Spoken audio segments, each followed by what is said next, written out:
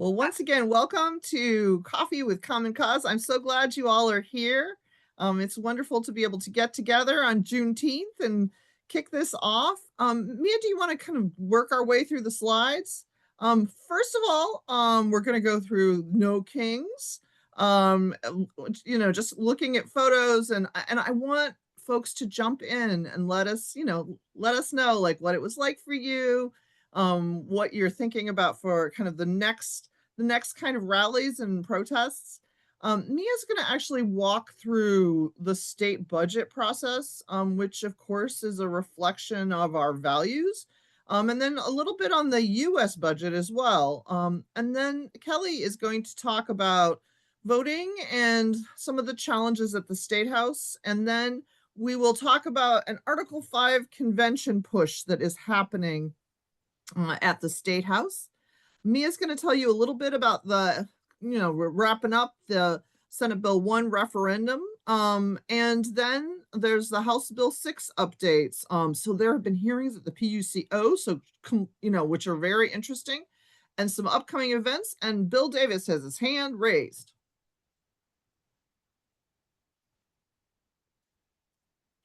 Bill, if you come off mute.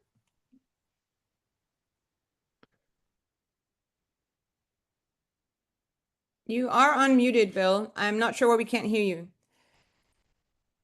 Bill, sorry about that. You know what? Throw it. How about you throw it in the chat, or are you able to? Yeah, throw it into the chat. And with that,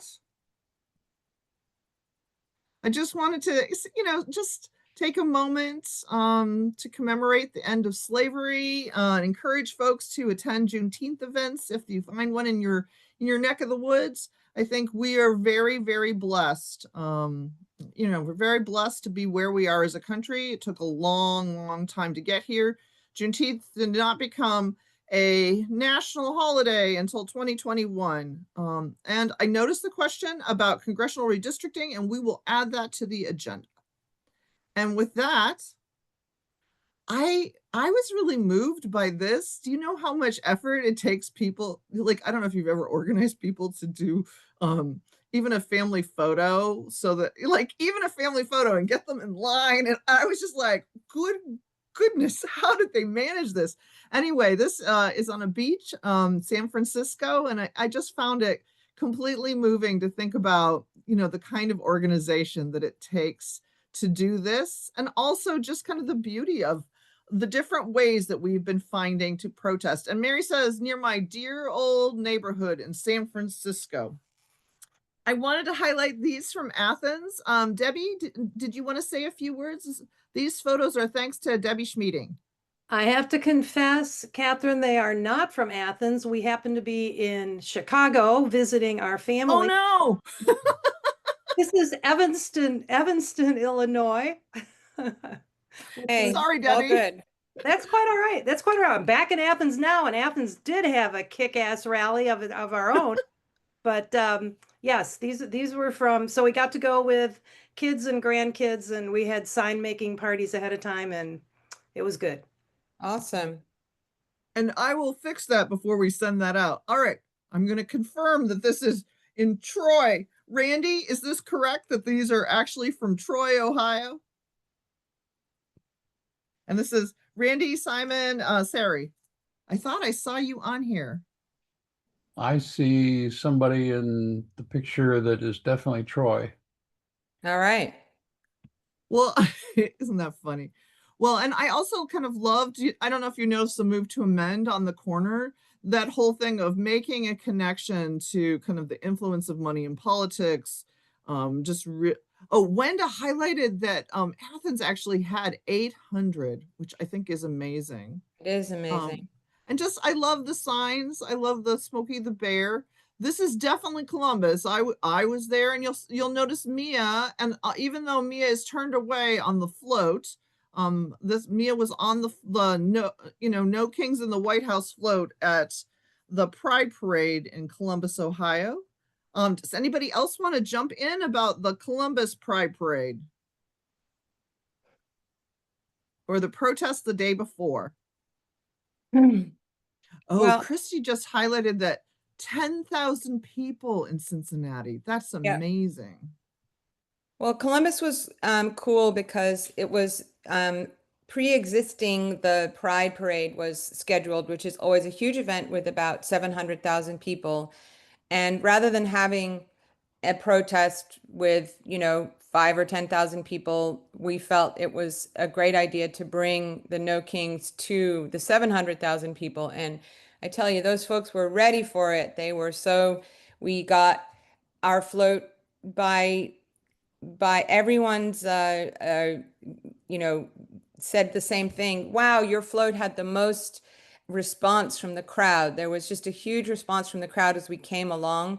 And of course, we had these no kings in the White House, no kings, no dictators, no billionaires, no bullies signs, and everyone's homemade no kings signs that greeted us all up and down the parade route. So it was very, very successful, I would say, and an amazing day. But one thing that was so fun was seeing the numbers come in from all these other places. Eleanor saying 400 in Portsmouth. I mean, a friend who was expecting 10 people in Sunbury ended up with 150. So the turnout and the response was really striking and encouraging. Here's Toledo. I have to say, I just thought, one of the things that's really moving are all of the different signs. I was moved by the No Kings on the card, the little chihuahua. And so for Toledo, I want to say a special thank you to Joyce. I don't know if Joyce and I always struggle with these with names. Anne Aganis is actually on the call, but she sent these in just to share, and I thought they were wonderful. More All right. cities. So if anybody is here, then sees your city. I was going to say, Janet Stallone sent from Kent, and it's just amazing just to think of all of the different places. It's I'm just so glad that we were able to come together. And here we have Mansfield and Cleveland and Youngstown, Canton. Mason had 3,000, which is a conservative suburb in Cincinnati. It's just, really was a moment to push back and to make it clear that we believe in a democracy, that there are no kings in this country. I And think sorry, oh Catherine. no, go for it. I think the strategy of a lot of, we were getting a lot of emails saying like, well, is the rally here or is it there or is it on this day or is it on that day? And, and the answer was always all of the above. We're doing all of the places and all of the times, and we don't all have to coordinate. The important thing is that as many people as possible come out, and there's something impressive and sort of striking about there being so many different protests in so many different places, whether they're small or whether they're conservative, et cetera. And I think that is a strategy that's really working well. So if you are in a place that hasn't yet had a rally, you don't have to have 1,000 people.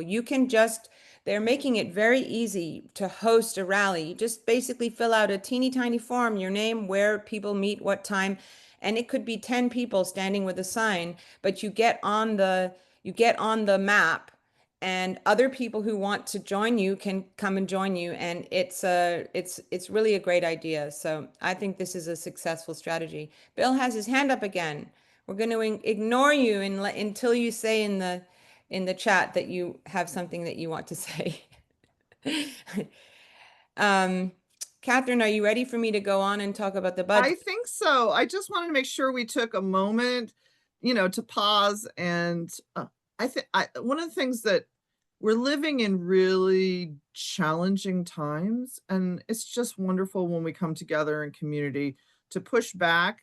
And even if we're angry, there is a real joy in being together. And people found really fun ways to make their point, to push back. Absolutely. Meanwhile, at the Ohio State House, back to the slightly depressing reality of things going on at the General Assembly. So we wanted to update you about the budget, which is really the main work of the General Assembly, the State House at the moment. And just kind of let you know where things stand. And I will say right off, many thanks and appreciation to Rachel Coyle from Ohioans Against Extremism, who does so much work with the State House and shares so many resources with us, and including a lot of the information on these slides. So the budget bill has passed both the House and the Senate with slightly different versions, and now they're going to be working through next week, basically, in a conference committee to kind of decide which version they're going to have that will be in the final budget. And the conference committee is made up of these 6 folks here. And as you can see, it's 4 Republicans and 2 Democrats, 3 from the Senate, 3 from the House, from the finance committees.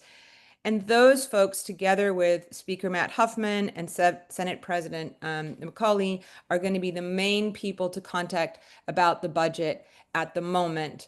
And also Governor DeWine, because as we'll see in a minute, Governor DeWine has the permission, has the ability to veto things that are in the budget. So at the moment, in the conference committee, anything can be added or removed. So even if it isn't exactly as we wanted in either bill, we can still ask for things. There's no more testimony, but we can go and we can call the people. We are going to send these slides. So these slides with that list of people, and we'll send you their contact information as well. Those are going to be the people to call about the things that concern you in the budget. And then once Governor DeWine gets the budget, then he's able to line item veto things that he doesn't want. Sorry, just moving this little box of images here. And so contacting him is always a good idea. And there is a link to contact numbers for DeWine, because sometimes he can be difficult to contact. And so instead of trying the main number, you can try some of his staff. So technically, the budget should be signed into law by June 30th at midnight. They don't always manage that, but usually they do. So that is the timeline that we have in terms of trying to push back. In terms of elections, the things that, we wanted to highlight that we are focusing on, both the House and Senate versions of the budget eliminate the Ohio Elections Commission.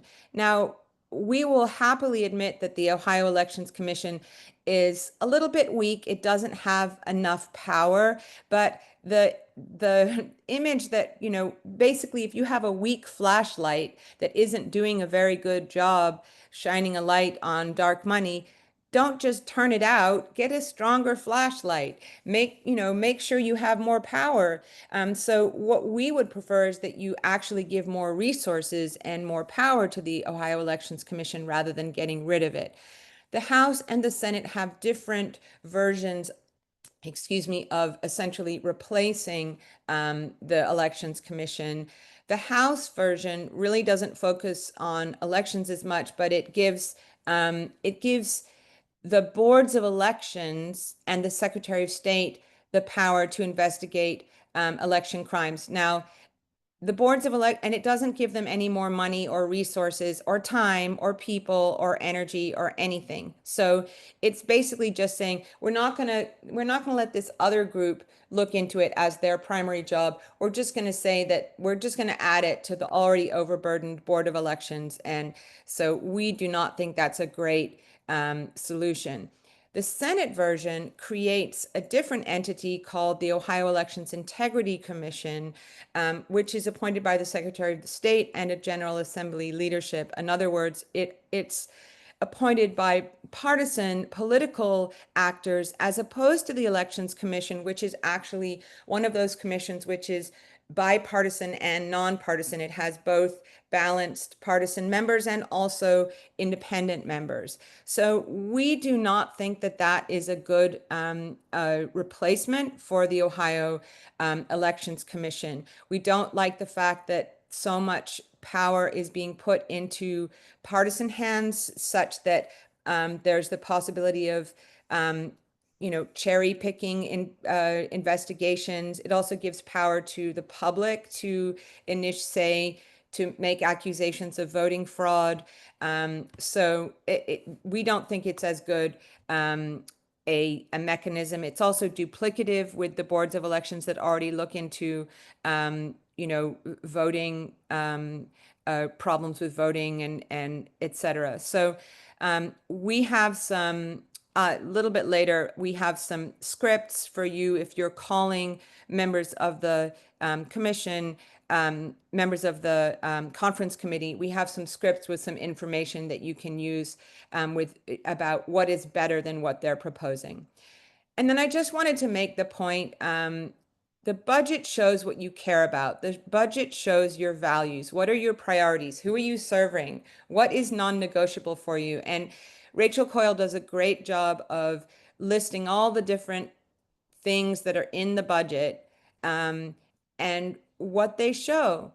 And what our budget shows is that these folks are handing out tax cuts to the rich. They're giving $600 million to the Haslams for a new Brown Stadium.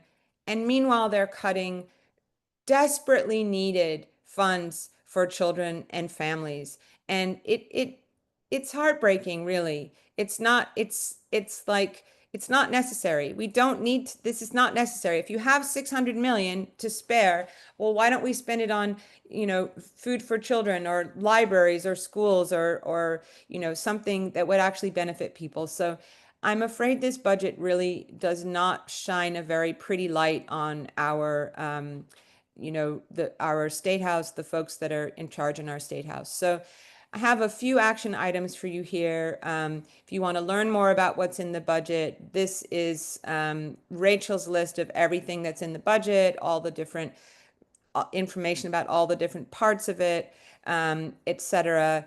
This is from a group that had a rally on Tuesday to support working families. It's just to send an email to Governor DeWine and the folks in the conference committee and your own legislators, basically saying, prioritize families, invest in families, don't give tax cuts to the rich.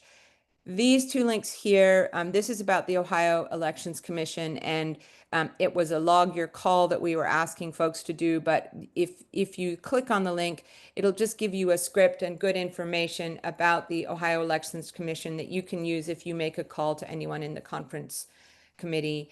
And same here for the Brown Stadium. It was an email action that Common Cause had, but you can click on it just to get more information and to be able to make that call about that money for the stadium. Any questions or things I should look at in the chat here? I see, look at that. Michael has put in all that info. That's awesome, super helpful. And I think that Kelly has all that info in the link document as well.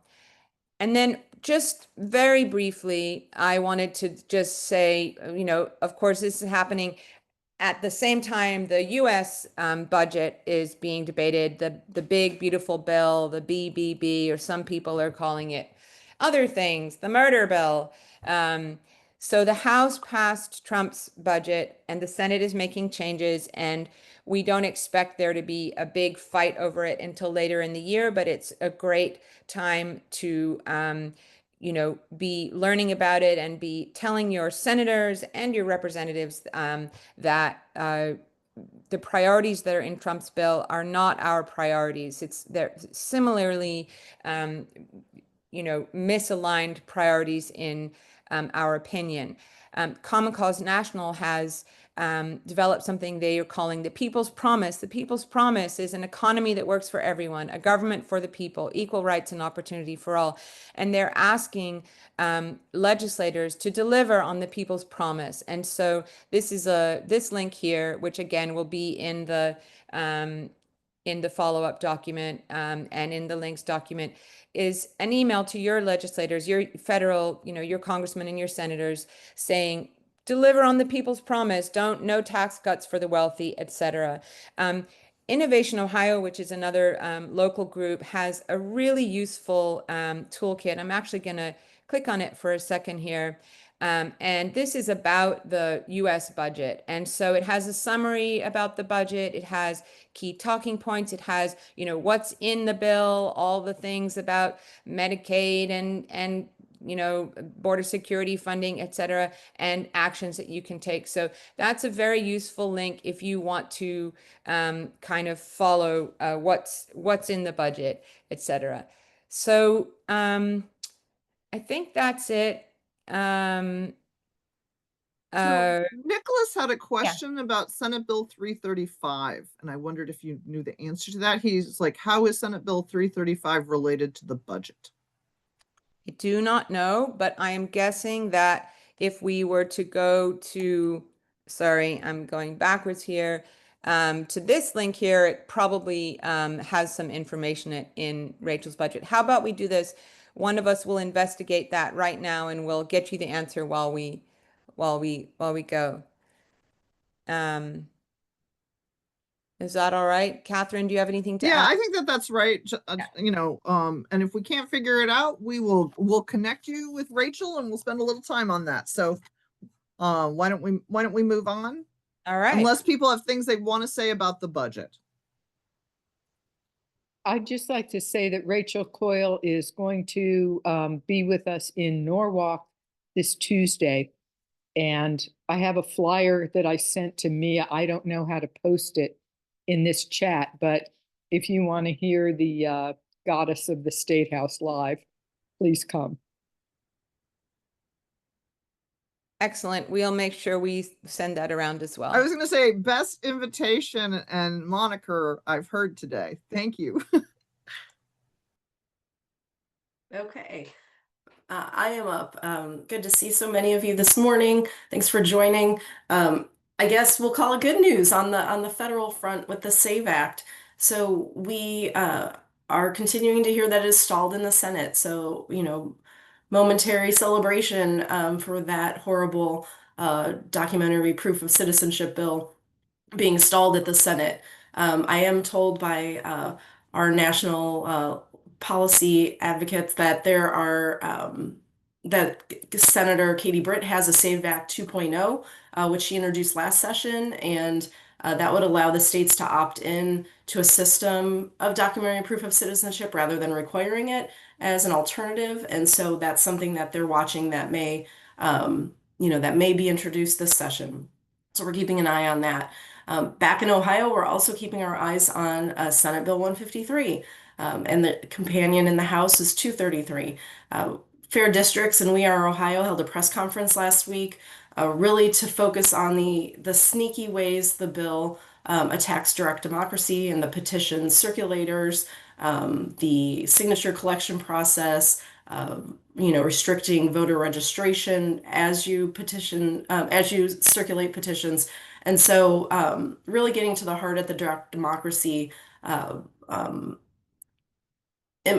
implications of what would happen with Senate Bill 153. We know, of course, there are a whole host of other voting and elections related problems, very nuanced procedures that would cause a lot of problems that are very expensive. And so that is that is at the top of our watch list for sure.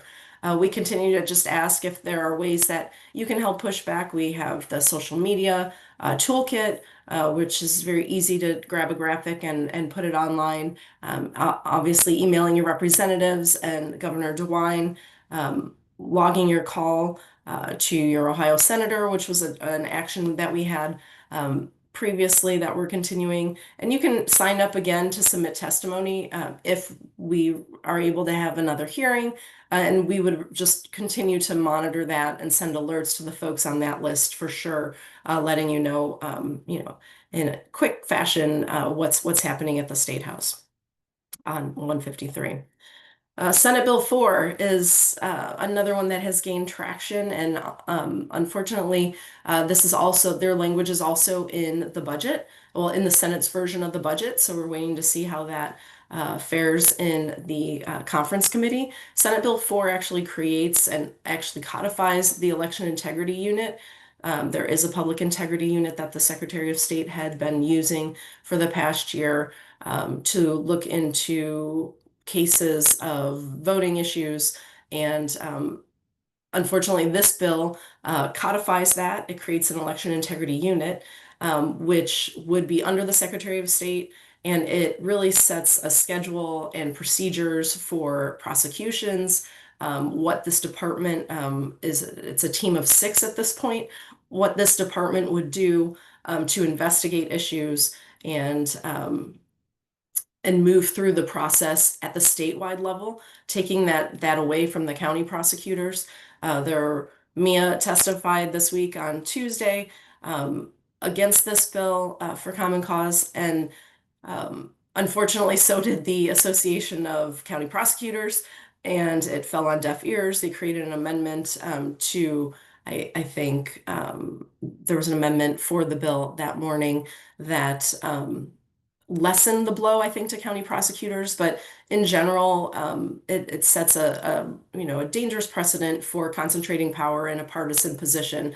And so, if there's a glimmer of I don't even want to call it hope. If there's a glimmer of transparency, it's in that there is an annual report that is required to look at the number of allegations, the type of allegations, the response to that.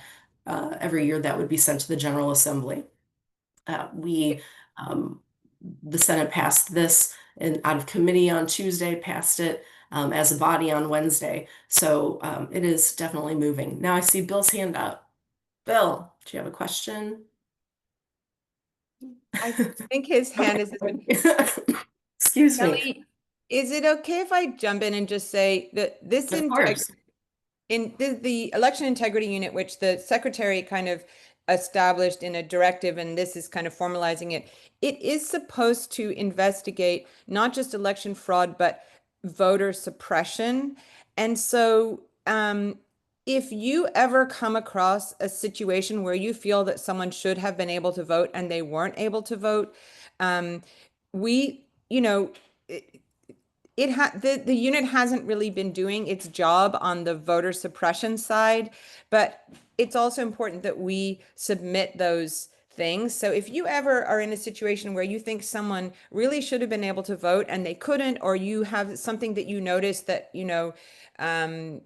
somebody, the folks that are in your local college applied for absentee ballots and the ballots never arrived because the post office didn't deliver them, or something that is basically relating to folks not being able to vote when they should have been able to vote. This is something that we could report to this new Ohio Elections Integrity Commission, and that is supposed to be part of their job. And it would be good to kind of hold them to that, is I guess what I'm saying. Are you ready for the next slide? I think this Yes, is. thank you. Okay, this is Catherine. So there has been a real push to do the Article 5 conventions. So if you remember in the US Constitution, Article 5 is about bringing together delegates and reconvening a convention to address, what's in the US Constitution.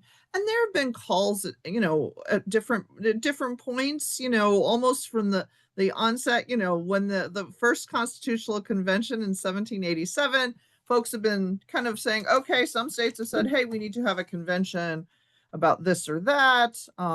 Certainly there were calls for a convention to address women's right to vote, for example, certainly prohibition. So, we have not had a constitutional convention, and instead have slowly used the other process where, you have Congress and then you have the states doing an approval, state legislatures doing approvals, simply because Article 5 is a paragraph. It doesn't have any details about, well, who would the delegates be? It doesn't have any details about, well, what are, when you're talking about changing the US Constitution, Are there limitations? Can you limit, the subject matter for a convention? It's just not there in Article 5.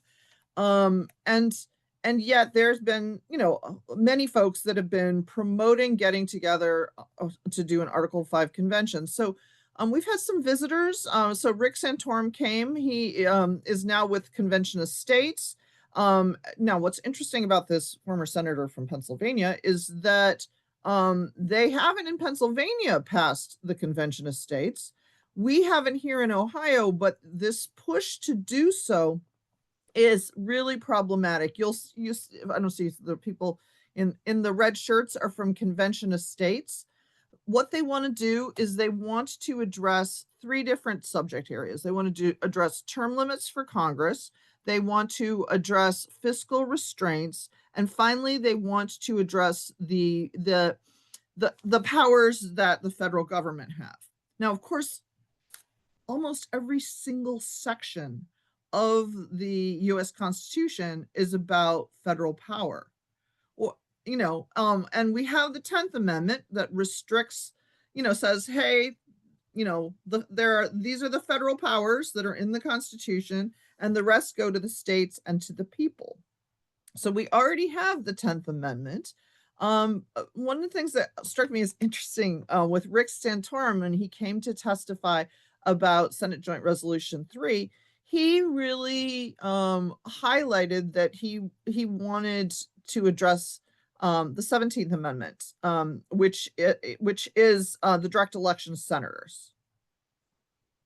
So when we think about, an Article 5 convention, they say, oh, it's about this, this, and this. And the proponents really highlight it should be really limited. Well, actually not as limited as you might imagine. They can't actually limit it. There's no way for anyone to step in if the delegates just go off the paths that are set by the states that are calling it a convention of states rather than an Article 5 convention.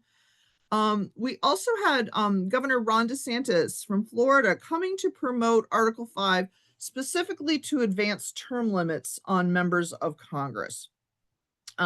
He came in, did a press conference with Matt Huffman. Matt Huffman is the Speaker of the House. And so I think the thing that we should be aware of is we've had many calls for Convention of States or for an Article 5 convention, since I started at Common Cause. There have been this or that, or a balanced budget amendment. There have been a variety of pushes, but this is the first time that the leadership has taken a much more kind of active role in promoting it. Now, one of the things that happened on Tuesday is Alan Keyes, who some of you will know, he ran for president for a number of different times, came and he actually testified against an Article 5 convention. One of the things that's interesting is that there were conservative folks that testified. There was a woman especially that said, hey, this is snake oil. Like, there's no, this is kind of a fantasy. She didn't describe it this way, but I would think of, when I would think of it as like, well, we'd all like to be, the founding fathers or mothers.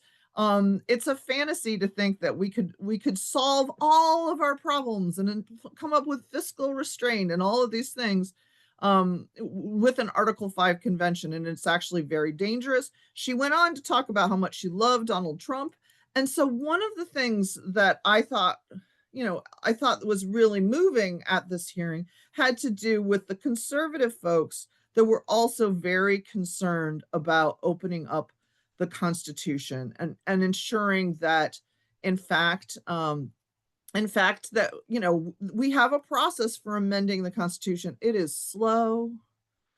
Any of you who have worked on, for example, the Equal Rights Amendment, or worked on, Move to Amend, or any of us that have kind of had a vision of how we'd like to change the U.S. Constitution, it is incredibly hard work. It takes a really long time. But we are living in extremely, extremely politicized times, extremely polarized. Wenda describes it as a dangerous can of worms. I just think, I can't imagine the chaos of having a constitutional convention in 2025. So that's the update from the State House. I think it's scary. It's scary, but what is good is that there are folks that are pushing back that are to the left, to the right, and in the center. So I highly encourage you, if you have time, to send a note, send an email, make a phone call about the Article 5 convention. Can And I jump Mary, in, Catherine? pardon me? Can I jump in for 1 second? Oh, yes, please. Catherine's testimony was really fantastic. And also, I apologize, I don't know this gentleman's name. I could figure it out if I went to the list of things, but his testimony was also excellent. And I really felt that the Republican conservative members of the committee were particularly struck by the testimony against having a Article 5 convention, particularly when I think they're concerned about the Second Amendment. Would an Article 5 convention overturn the Second Amendment? Would an Article 5 convention enable states to block a federal ban on abortion? The things that they care about, that they want to protect in the Constitution, they would be vulnerable in an Article 5 convention. And also, I think the point Catherine and the other folks made really well is that there are no rules. The first constitutional convention was sent in with certain rules, and they broke those rules. They didn't obey those rules. They were told to do X and they did something else because they could make up their own rules as they went along. And the same would be true for this convention. So, I felt that this was a really good hearing, and it'll be interesting to see what happens next. And I'm going to go on if that's all right. So I just wanted to give a shout out. I don't know who all on this call is collecting signatures to referendum Senate Bill 1, but I just wanted to give everybody a shout out, collecting signatures for a ballot initiative or a referendum is incredibly hard work. And sometimes there's a lot of money behind it. Bill, shout out to Bill. This effort was truly, truly grassroots, like truly grassroots. No labor unions, no big national organizations, no million-dollar donors. Folks have been out working really hard because they believe this is a bad bill and that Ohio voters should have the opportunity to vote in favor or against it. And so this weekend is the last opportunity to vote, to sign a petition. So look out for one in your area. We can send, me too, Tina, congrats. I have absolutely zero information on how close we are, or how close the effort is. I think we should just look at this as, no matter what, we'll look at it as a positive thing that folks got mobilized. They got, a fire was lit and folks went out to collect. It's an uphill battle right now in Ohio. It would be an uphill battle collecting the signatures. It'll be an uphill battle if they get on the ballot, facing the money that would come for folks, to try to convince voters to vote against it in November.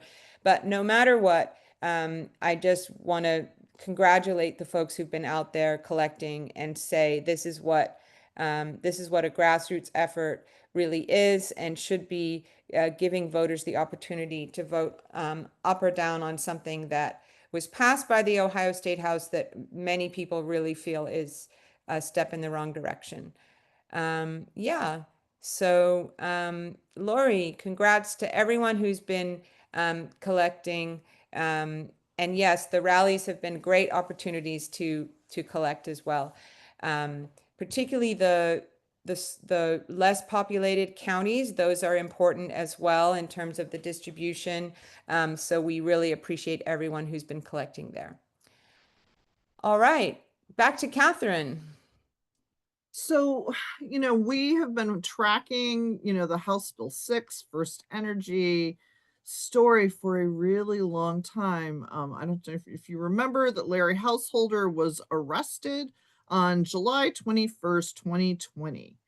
And here we are in 2025, finally having hearings at the Public Utilities Commission.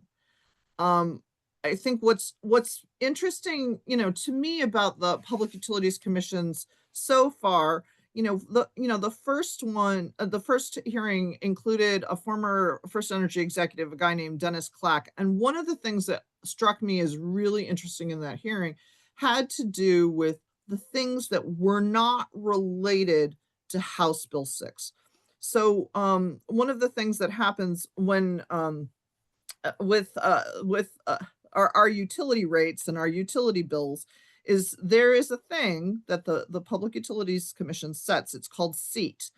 Essentially, it's significantly excessive earnings. In other words, if a utility ends up earning way more than was expected or is considered excessive, they actually have to give refunds to their customers. So First Energy was actually facing this in 2018.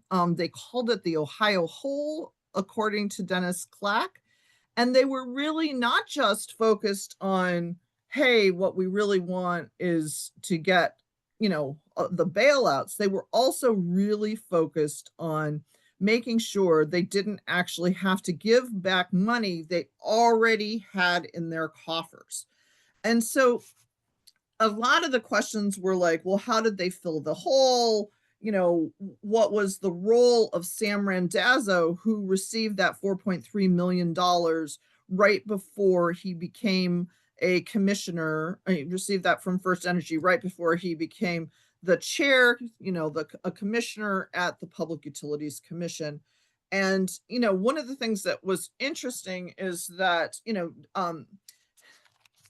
Dennis Clack really downplayed things a lot. He also downplayed his knowledge.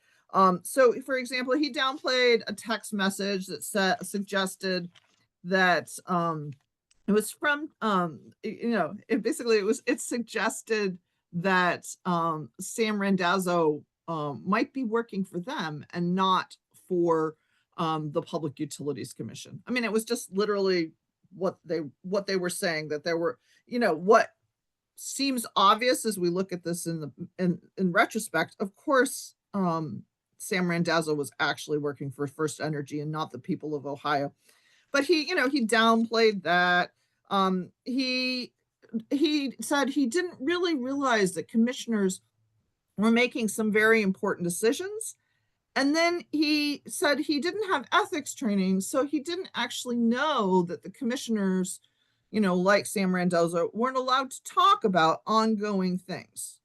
So one of the things that was, and there's something interesting about, like, well, how did these folks somehow look at something like, okay, we owe refunds to the ratepayers, and not think, well, we should just give it to them, but we should somehow do some finagling at the Public Utilities Commission to hold on to our money, and then is kind of willing to just not look directly at the problem.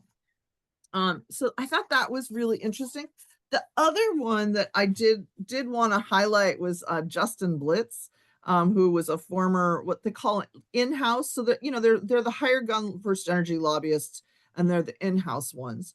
And one of the things that I thought was interesting with Justin Blitz had to do with, highlighting how engaged Sam Randazzo was as the chair of the Public Utilities Commission in the creation of House Bill 6. Now I included this screenshot from the Public Utilities Commission comment from Dave Anderson. Now, Dave Anderson is a very active environmental writer. He's actually, if you do X or you do Bluesky, he's well worth following because he really gets into lots and lots of the details about how utilities work and the impact on the environment.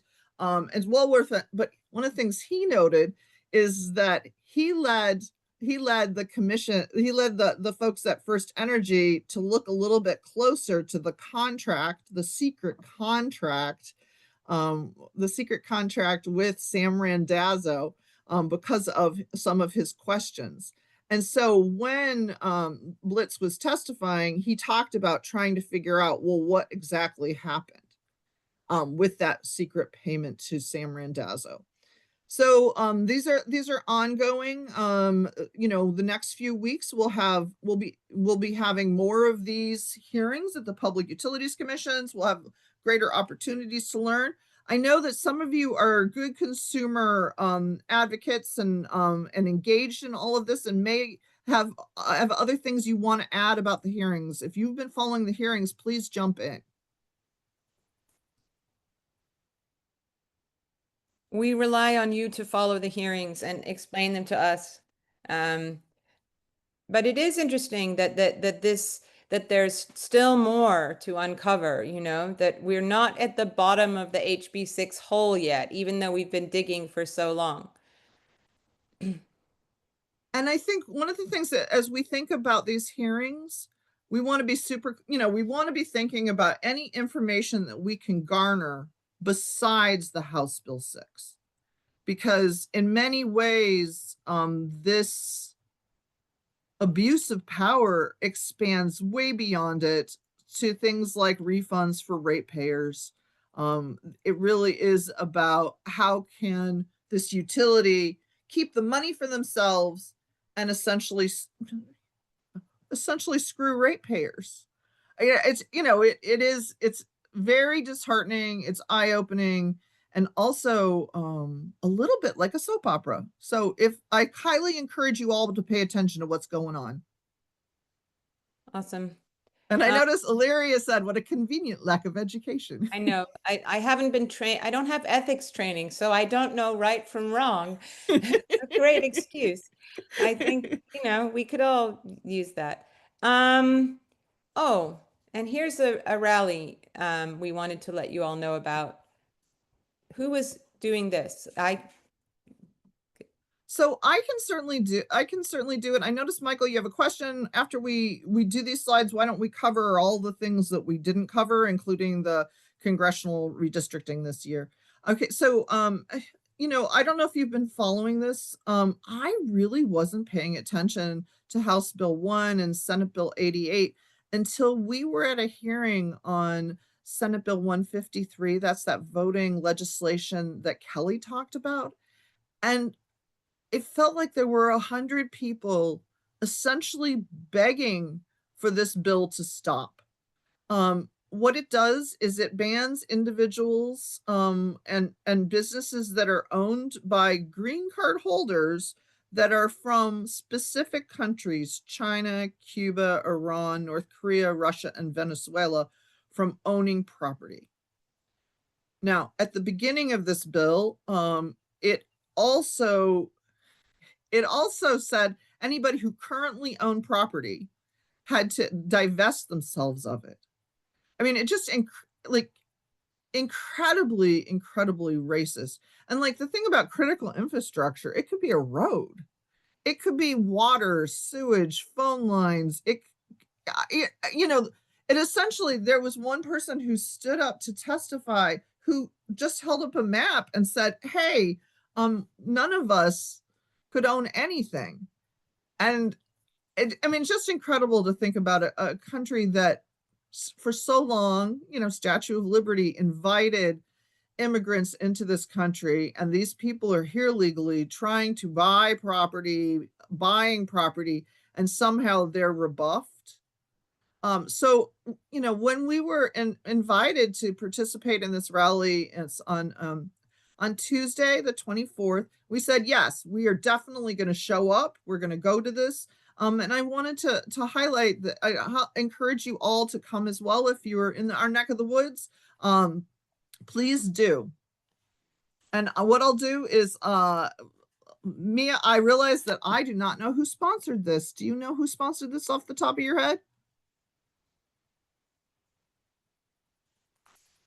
I know Might this, have the been Senate, Sereno or do you know, Kelly? We can look it up real quick. the Senate version is Terry Johnson. Okay. Anyway, we'll send that out. The testimony was really heartbreaking, and just very discouraging. So it's great that we have an opportunity to come and stand up against it, and we hope a lot of folks show up. You know, will be an important event. I know we have a lot of questions in the chat, so we're just going to do our little upcoming events here. I think Kelly is going to do that, and then we can look at some of the things in the chat. Thanks. I was just looking up the House sponsors. Yes, horrible bill.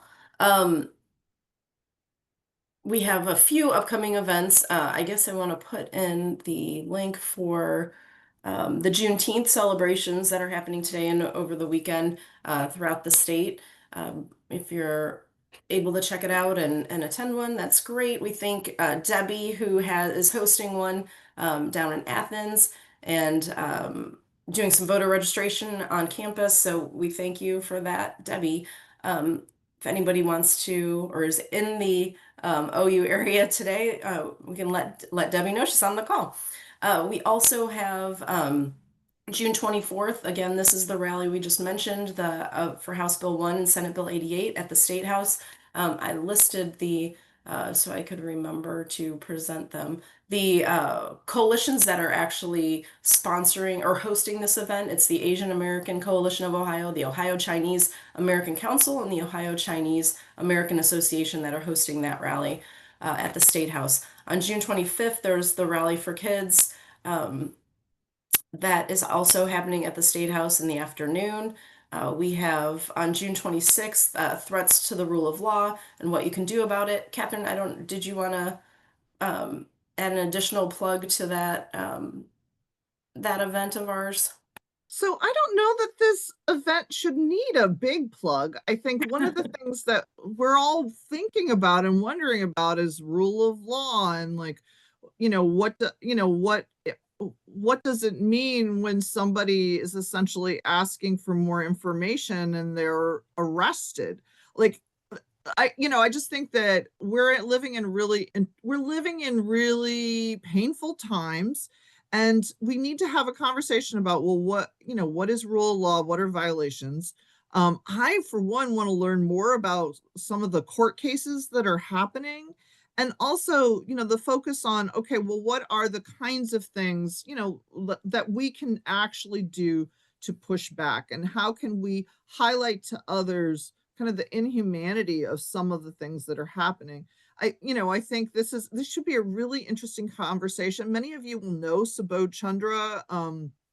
He is, a civil rights attorney, and certainly over the years has pushed back on changes that Ohio made, so that we were able to keep some pretty, ridiculous legislation from actually being implemented.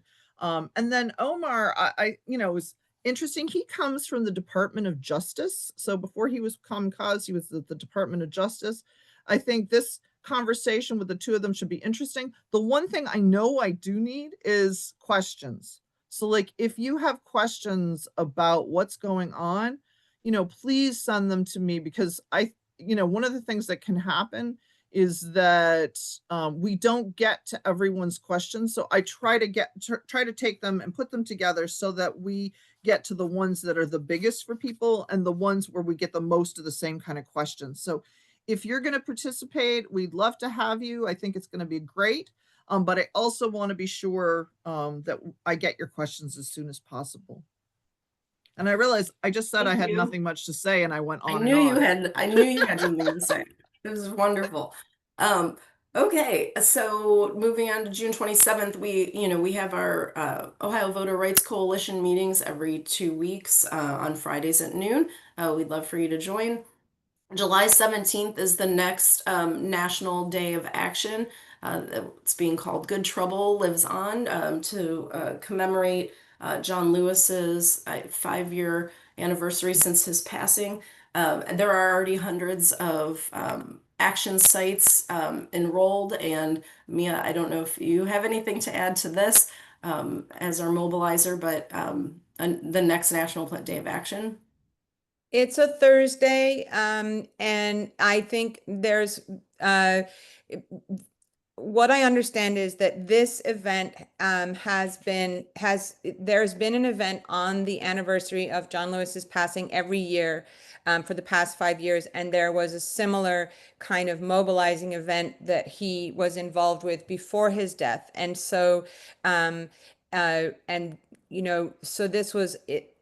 Black led by Black led organizations, and the feeling was that it was not appropriate to change the date. It was important to keep the date. Now, some organizations may decide they prefer to do something on the weekend, and that's okay too. But you will see a lot of events happening on the Thursday, the 17th, or perhaps also on the 19th. I saw a question in the chat about a July 4th rally. I know there is one being held in Columbus, but there isn't a national push for an event on the 4th. This is the next national, those big groups like Hands On, No Kings. This is the next one that falls in like that. So yes, we're going to have, there'll be something in Columbus for sure on the 17th, probably also on the 19th. Oh, and it looks like Linda said they'll be having one in Athens that evening. So thank you for that. I thought it was great on the website. It just says march in peace and act in power. So very, very nice sentiment there. We also have set our next coffee with Common Cause. So that will be on Thursday, July 31st at 8:30 in the morning. Again, we always love seeing you bright and early in the morning. Lastly, we have a continual reminder to RSVP on September 20th for an in-person election protection summit. This will be the second one here in the Columbus area. And, it's specifically geared toward folks who have been poll monitors or material distributors, boards of election monitors, social media monitors, all of the very command center volunteers. So all of the various ways that folks engage in election protection, we would love to have you. There's the registration link in the links doc, and then we'll follow it up with an email tomorrow so you can get that on your calendar if you're able to attend. Also looking for suggestions there. Once you RSVP, if you're able to attend, there will be a survey that you'll receive by email where you can make suggestions of what you would like to hear or know or take part in those sessions. So we thank you for your feedback for that. Well, I just wanted to say thank you to everybody for joining us. We did have a question early on that was about what was up with the congressional map making. So the congressional maps will be drawn this year. We are going to do an August 13th kickoff. I realized we didn't add this to the calendar, but August 13th, we'll make sure that you get this in the follow-up information. So Matt Huffman said that informal negotiations will begin in August. I want to highlight that informal negotiations have been going on because, we kind of know a little bit about what's going on behind the scenes at the State House. But he said that proper map making will begin in the fall. So you remember there's a kind of a series of deadlines. The last deadline is November 30th.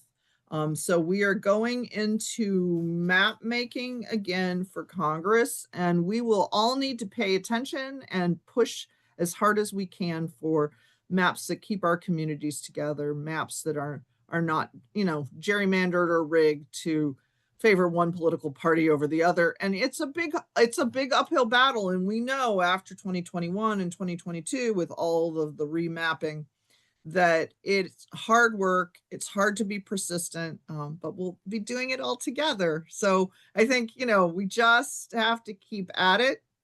And also there's something really important about witnessing and being there so they know that we can actually see them. We can see what they're actually doing to democracy. That's incredibly important. So August 13th, we're talking about 6 p.m., 6 p.m., 7 p.m. Usually we wrap up within an hour. It's hard to stay on a Zoom for much longer than that. And Randy had a question about any suggestions for hashtags for our photos and videos. No What are y'all Kings. thinking? The ones from this past weekend or for relating to a different topic?